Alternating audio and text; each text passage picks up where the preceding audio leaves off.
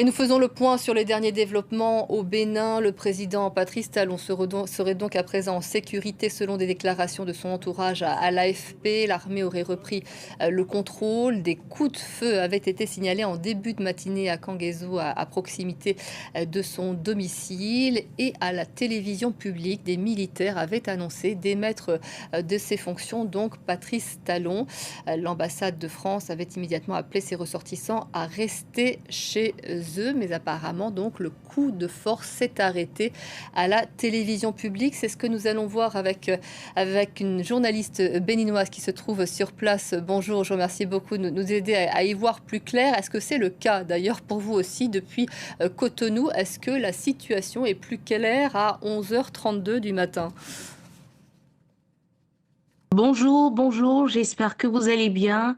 Et effectivement, selon les nouvelles que nous avons eues très tôt ce matin, les putschistes, un groupe de militaires, sont apparus ce matin à la télévision publique pour annoncer qu'ils avaient démis de ses fonctions le président Patrice Talon et qu'ils prenaient le contrôle du pays avec à sa tête le général Tigri. Et l'information était diffusée en boucle depuis très tôt ce matin par un groupe de militaires sur la télévision nationale du Bénin, Bénin TV, jusqu'à ce qu'il y ait tout d'un coup du noir à l'antenne, et ce jusqu'à présent d'ailleurs.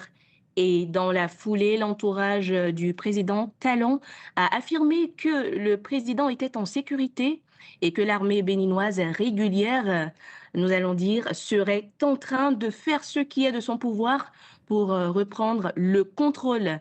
Et on va dire que des témoins ont quand même affirmé, des témoins qui étaient dans les parages du quartier présidentiel ont affirmé que des tirs continuaient et que cela s'entendait dans le quartier présidentiel. La riposte continue, le climat est tendu, des barrages un peu partout à Kadjeon surtout. La circulation est perturbée selon des citoyens circulant à Cotonou. Et ce qu'il faut retenir est que jusque-là, la situation reste confuse. On ne saurait dire clairement la suite. Oui, donc on comprend qu'on ne peut pas dire encore, on ne peut pas encore affirmer pour l'instant que ce coup d'État a échoué, même si on l'a entendu un peu plus tôt, le ministre béninois des Affaires étrangères a eu des déclarations plutôt rassurantes. Ce sont des événements qui sont encore en cours d'évolution. Comment a-t-on réagi autour de vous? Cette tentative de coup d'État a commencé assez tôt au petit matin. Allô? Oui, vous m'avez perdu apparemment. Est-ce que vous m'entendez à présent? À présent, je vous entends, oui. Je vous demandais comment on avait réagi autour de vous alors que ce coup d'État a débuté au petit matin et que ce coup d'État représente une très forte instabilité pour le pays. Évidemment, les Béninois étaient vraiment dans l'effroi, les citoyens étaient terrorisés. Ça m'appelait de partout et ça appelait ses proches de partout pour comprendre ce qui se passait réellement. Et puis,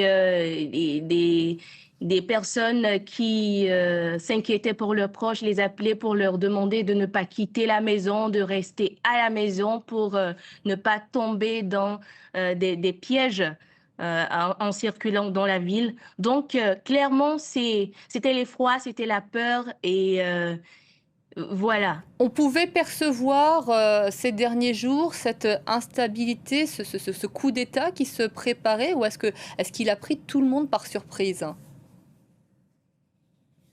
Non, on n'a rien vu venir. Et pour la petite information, moi-même, ce sont les appels qui m'ont réveillée sur le coup. Je me suis demandé ce qui se passait. J'ai allumé la télévision nationale et c'était effectif. Et selon les dernières informations qui me sont parvenues, le pouvoir serait en train de prendre le pas sur les putschistes. Et le porte-parole du gouvernement serait sur le point de prendre la parole pour faire un petit point de ce qui est en train de se passer concernant la résistance. Je vous remercie beaucoup. Effectivement, on imagine les Béninois dans l'attente de cette déclaration et de mieux comprendre en quoi consistent ces derniers développements. Donc apparemment, ce coup d'État s'est arrêté à la télévision publique, mais il y a encore un rapport de force, des affrontements, puisque vous le disiez, des coups de feu ont encore été entendus entre putschistes putschistes et forces loyalistes. C'est une information qu'on va continuer de suivre, bien évidemment, tout au long de la matinée. On retrouvera Emmanuel Solji qui est en déplacement. Elle n'est pas sur place actuellement, mais on fera un point avec elle puisqu'elle a pu recueillir de nombreux témoignages. Ce sera à midi. Je vous